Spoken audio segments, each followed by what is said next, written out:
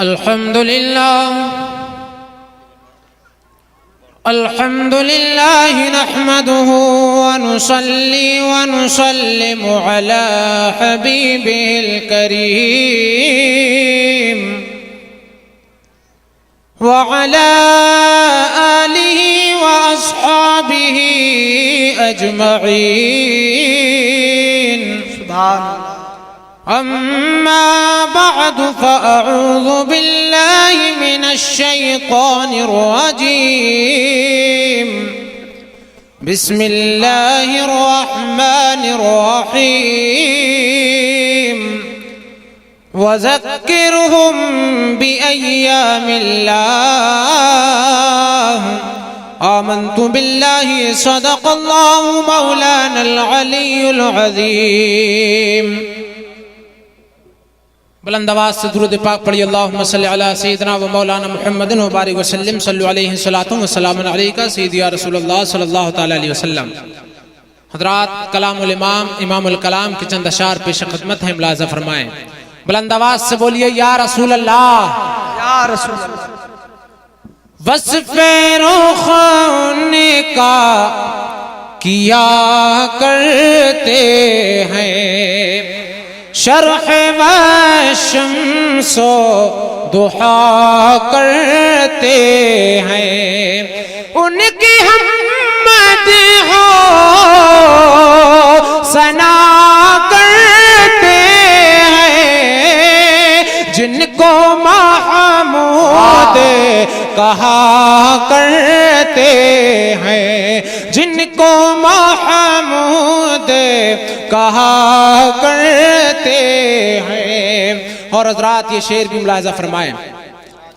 انگلیاں پائی وہ پیاری پیاری، جن سے دریائے کرم ہے جاری، اور فیض پہ آتی ہے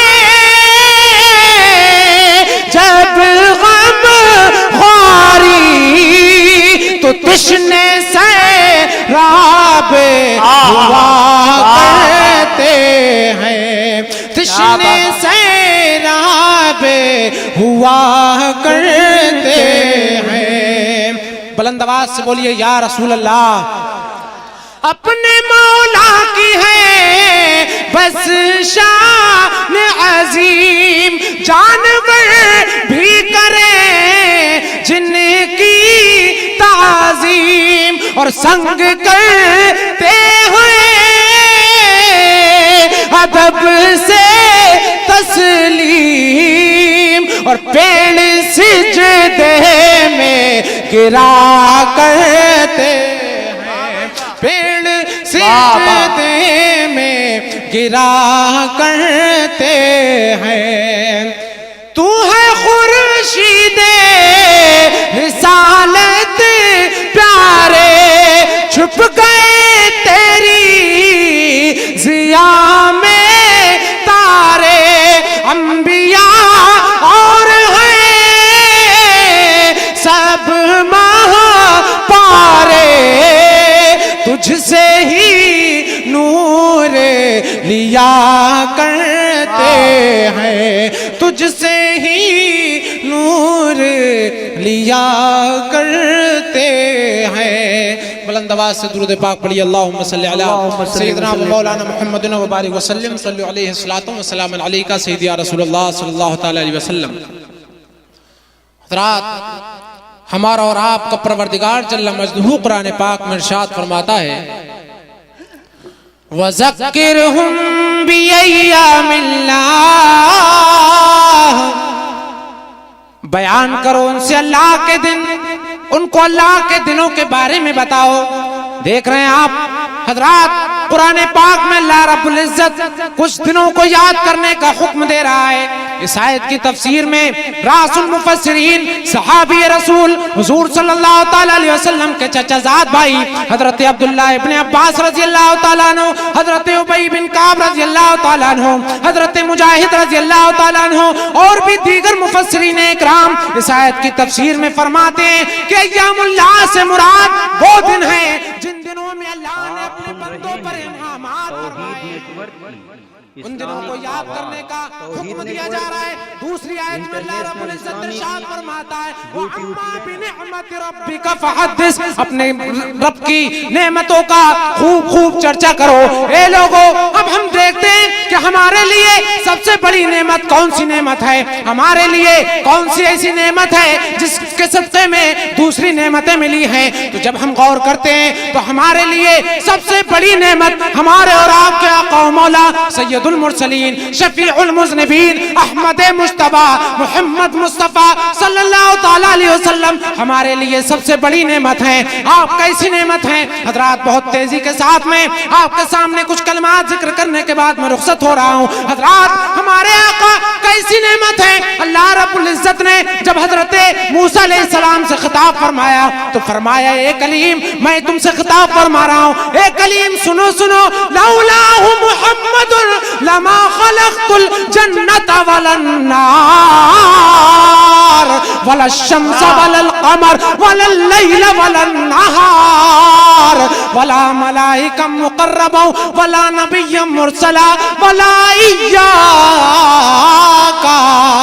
اللہ رب العزت فرماتا ہے اے موسیٰ سنو سنو، اگر محمد نہ ہوتے تو میں جنت کو پیدا نہ فرماتا، محمد نہ ہوتے تو میں دوزخ کو پیدا نہ فرماتا، محمد نہ ہوتے تو میں رات کو پیدا نہ فرماتا، محمد نہ ہوتے تو میں دن کو پیدا نہ فرماتا، محمد نہ ہوتے تو میں چاند کو پیدا نہ فرماتا، محمد نہ ہوتے تو میں سورج کو پیدا نہ فرماتا، محمد نہ ہوتے تو میں رسولوں کو پیدا نہ فرماتا، محمد نہ ہوتے تو میں نبیوں کو پیدا نہ فرماتا، محمد نہ ہوتے تو میں فرشتوں کو پیدا نہ فرماتا۔ اے موسیٰ سنو سنو، اگر محمد نہ ہوتے تو یہاں تک کہ میں تم کو بھی پیدا نہ فرماتا۔ غور کر رہے ہیں آپ؟ اللہ رب العزت اپنے کلیم سے فرما رہا ہے، اس سے فرما رہا ہے جس سے اللہ نے خود خطاب فرمایا ہے، اس سے فرما رہا ہے اے میرے پیارے کلیم، اگر میرے حبیب نہ ہوتے تو میں تم کو بھی پیدا نہ فرماتا۔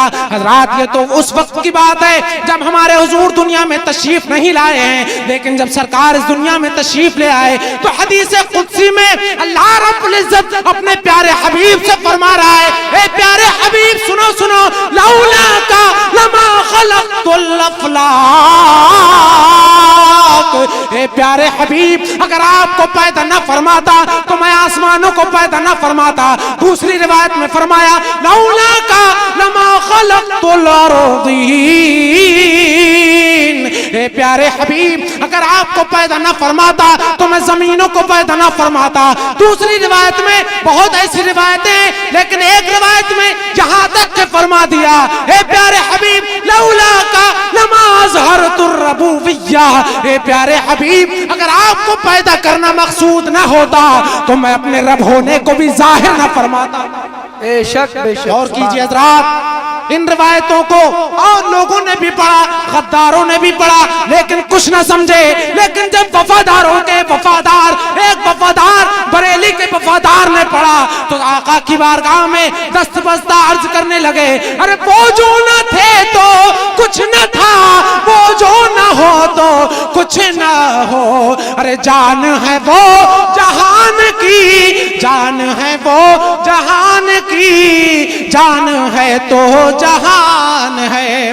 حضرات، ان حدیث قدسیہ سے ہمیں یہ پتہ لگ گیا کہ محمد ہمارے آقا ایسے نبی ہیں، ایسی نعمت ہے کہ اگر آپ نہ ہوتے تو دنیا کی کوئی چیز نہ ہوتی۔ شمس و قمر حضور کی وجہ سے ملے ہیں، باغ و ثمر حضور کی وجہ سے ملے ہیں، لوح و قلم حضور کی وجہ سے ملے ہیں، شجر و حجر حضور کی وجہ سے ملے ہیں، سنگ و سامان حضور کی وجہ سے ملے ہیں، زمین و آسمان حضور کی وجہ سے ملے۔ اگر میرے آقا نہ ہوتے تو دنیا کی کوئی بھی چیز نہ ہوتی۔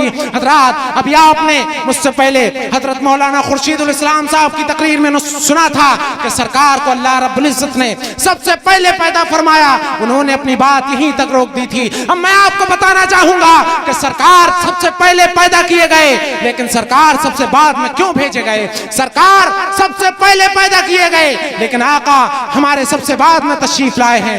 آپ سے پہلے حضرت آدم بھی آ چکے ہیں، آپ سے پہلے حضرت شیش بھی آ چکے ہیں، آپ سے پہلے زکریا و یحییٰ بھی آ چکے ہیں، آپ سے پہلے لوط و ہود بھی آ چکے ہیں، آپ سے پہلے یوسف و یونس بھی آ چکے ہیں، آپ سے پہلے ابراہیم و اسماعیل بھی آ چکے ہیں، لیکن میرے آقا سب سے بعد میں تشریف لائے، حالانکہ سب سے پہلے پیدا کیے گئے۔ یہ نقطہ آپ کے ذہن میں بٹھانے کے بعد میں رخصت ہو رہا ہوں۔ حضرات میں آپ کو ایک مثال کے ساتھ میں سمجھانا چاہوں گا کہ آپ نے دیکھا ہوگا کہ یہ تارے رات بھر آسمان میں جگمگاتے ہیں، لیکن جب سورج نکلنے کے قریب ہوتا ہے تو یہ سارے کے سارے تارے چھپ جاتے ہیں۔ ان تاروں میں چمک حقیقت میں سورج ہی کی ہوتی ہے، لیکن سورج جب نکلا ہو تو کوئی تارا چمک نہیں سکتا۔